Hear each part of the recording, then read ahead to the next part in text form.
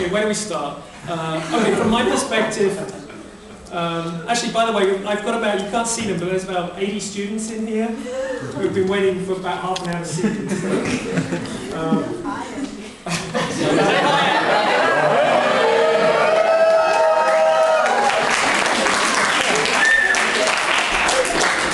We have a few people here who say hi. Right. Okay, so from my point of view, the EU is procedurally, of course, democratic. We elect members of the European Parliament, we elect our governments. The governments choose the Commission.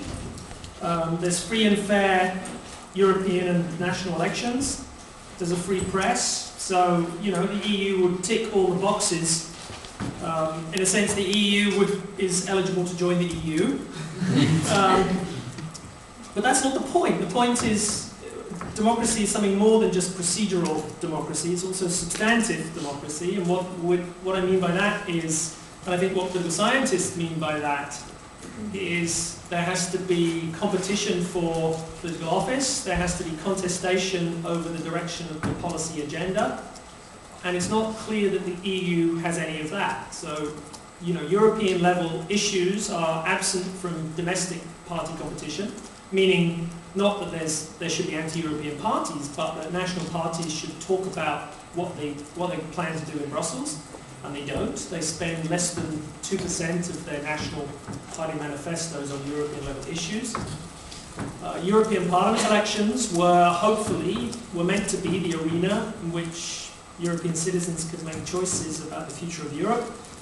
But sadly, they've been a terrible failure. They are nothing more than mid-term national contests lost by governing parties, won by small protest parties and opposition parties.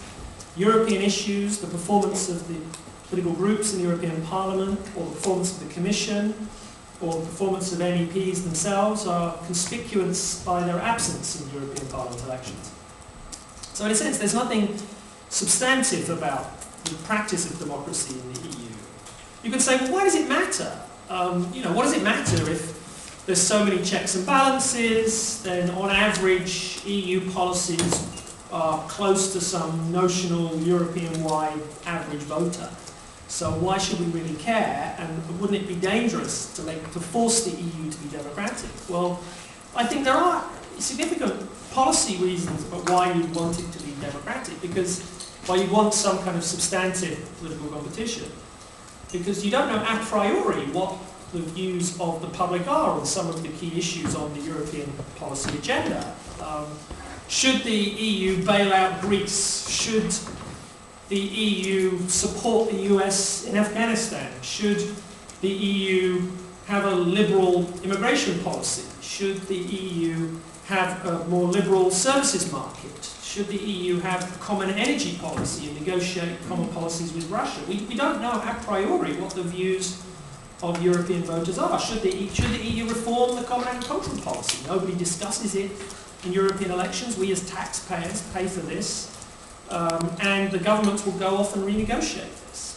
So I think if there were some kind of democratic contest or that promoted a political debate, then I think you would get more accountable governments at the European level. And I think, for example, the last European elections last year, where there was no rival candidate to Barroso, just showed you the lack of any effort to politicize, democratize the EU. Had the Social Democrats put up a rival candidate to Barroso, there would have been a debate about what would a centre-right versus a centre-left Commission President do for the next 5 years? What should they be doing for the next 4 or 5 years? What coalition would they build to achieve those policy goals and so on? So until such time, I think the voters will never accept what comes out of the EU in a substantive sense as being truly legitimate.